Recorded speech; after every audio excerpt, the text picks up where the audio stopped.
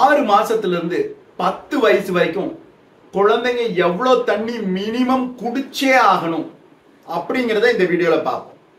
ஏன்னா தண்ணி மிக அத்தியாவசியமான தேவையான ஒண்ணு. அதுவும் இந்த சம்மர் டைம்ல கேட்கவே வேண்டாம்.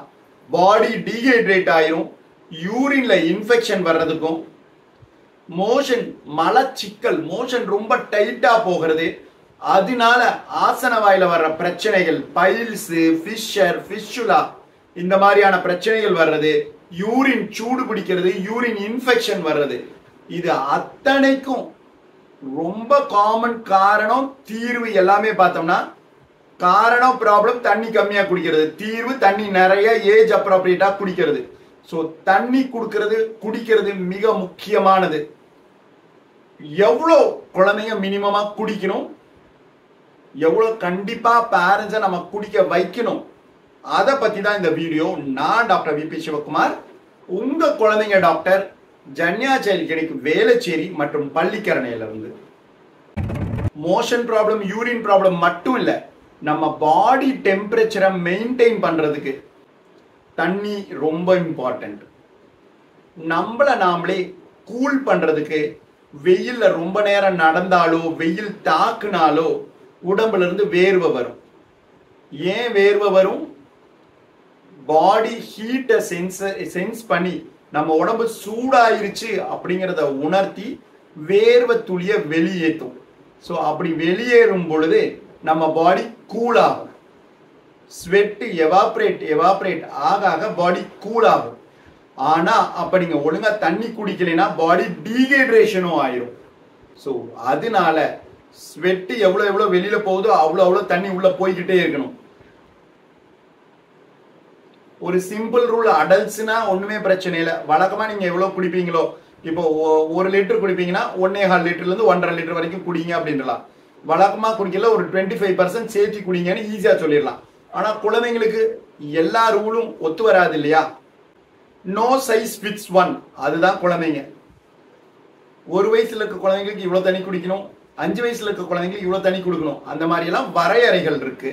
அது ஒரு ரஃப் கைட்லைனா வச்சு நம்ம குழந்தையோட தேவையை அனுசரிச்சு தண்ணி கொடுக்கணும். 6 மாசத்துல இருந்து 2 வயசு வரைக்கும் இருக்கிற குழந்தைங்களுக்கு அவங்களுடைய வெயிட்டுக்கு ஏற்றாற் போல 75 இருந்து 100 ml per கிலோ நாம கொடுக்கணும்.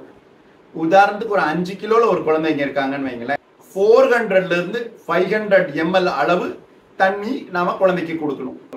2 வயசு வரைக்கும் பாத்தீங்கன்னா 100 ml per கிலோ, அந்த கணக்கு ஞாபகம் வச்சு. இது ஐடியல் இன்டேக். சரி, மினிமமா எவ்வளவு அட்லீஸ்ட் கொடுத்தே ஆகணும், அது இன்னும் ஈஸிங்க. உங்க வயசு என்னவோ அதோட 1 கப்புன்னு வச்சுக்கோங்க. இப்ப 1 வயசு குழந்தை இருந்தா மினிமம் 1 கப் அளவு. 1 கப்புங்கிறது 240 ml, 8 ounce. So 1 கப்புங்கிறது 240 ml. So 1 வயசு குழந்தையா இருந்தா மினிமம் குடிச்சே ஆக வேண்டியது 240 ml. 2 வயசு குழந்தையா இருந்தா 2 கப்பு, 3 வயசா இருந்தா 3 கப்பு. இது மாதிரி 8 வயசு வரைக்கும் நாம கால்குலேட் பண்ணிக்கலாம். ஸோ 8 வயசா இருந்தா 8 கப்பு மினிமம் ரெக்குயர்மெண்ட். 6 மாசத்துக்கு உள்ள இருக்கிற குழந்தைங்களுக்கு அப்ப தண்ணி கொடுக்கலாமா? நிறைய பெரியவங்க சொல்லுவாங்க, வெயில் அடிக்குது, குழந்தை ஒண்ணுக்கு கம்மியா போறான், குழந்தைக்கு வெக்க வந்துடும், தண்ணி குடு தண்ணி குடு தண்ணி குடுன்னு. உங்களுக்கு தாய்ப்பால் நல்லா இருந்தது, தாய்ப்பால் நிறைய ப்ரொடியூஸ் பண்றீங்க அப்படின்னா தண்ணி வேண்டியதில்லை. ஏன்னா தாய்ப்பால்ல 80% தண்ணீரால் ஆனது. அதாவது ஒரு 100 ml டம்ளர் எடுத்துக்கோங்கன்னு வச்சுக்கோங்களேன், அதுல 80 ml தண்ணி பிளஸ் 20 ml தான் சாலிட். இதுதான் பிரெஸ்ட் மில்க். ஓகேங்களா? ஸோ பிரெஸ்ட் மில்க் 1 டம்ளர் கொடுத்தீங்கன்னா அதுல 3/4 தண்ணி தான் இருக்குங்கிறத உங்க பெரியவங்களுக்கு எடுத்து சொல்லுங்க. சரி, தாய்ப்பால் ஒருவேளை போதல, ஃபார்முலா கொடுக்குறேன் அப்படின்னாலும் ஃபார்முலா கொஞ்சம் கான்சென்ட்ரேட்டட் தான், தேவைப்பட்டா தண்ணி கொஞ்சம் தனியா கொடுத்துக்கலாம். அப்படிதான் அமெரிக்கன் அகாடமி ஆஃப் பீடியாட்ரிக்ஸ் சொல்றாங்க. நீங்க ரிஸ்க் பெனிஃபிட்டை அவுட்வே பண்ணுங்க. நாம ஏன் தண்ணி கொடுக்க வேணாம்னு சொல்றோம்னா, தண்ணி குடிச்சோம்னா குழந்தைங்க ஒழுங்கா பால் குடிக்க மாட்டாங்க, ஸோ பாலில் கிடைக்க வேண்டிய சக்தி கம்மியாக போயிடும். அப்புறம் தாய்ப்பாலே 80% தானே, தண்ணி தானே, அதனால பிரச்சனை இல்லைன்ட்டு. ஆனால் ஒருவேளை உங்கள் குழந்தைக்கு மலச்சிக்கல் இருக்குது, இல்லை யூரின் அவுட்புட் ரொம்பவே கம்மியாக போகுது, இல்லாட்டி திக்கு எல்லோ கலரில் யூரின் போகிறாங்க, யூரின் போகிறப்ப எரிச்சல் அடைகிறாங்க, இந்த மாதிரி இருக்கிற சிச்சுவேஷன்ஸில் நீங்கள் ரிஸ்க் வர்சஸ் பெனிஃபிட் யோசிச்சு தேவைப்பட்டா தண்ணி கொஞ்சோண்டு அளவு கொடுக்கறதுனா தப்பு கிடையாது, தண்ணி சிறிதளவு கொடுக்கறது தப்பு கிடையாது.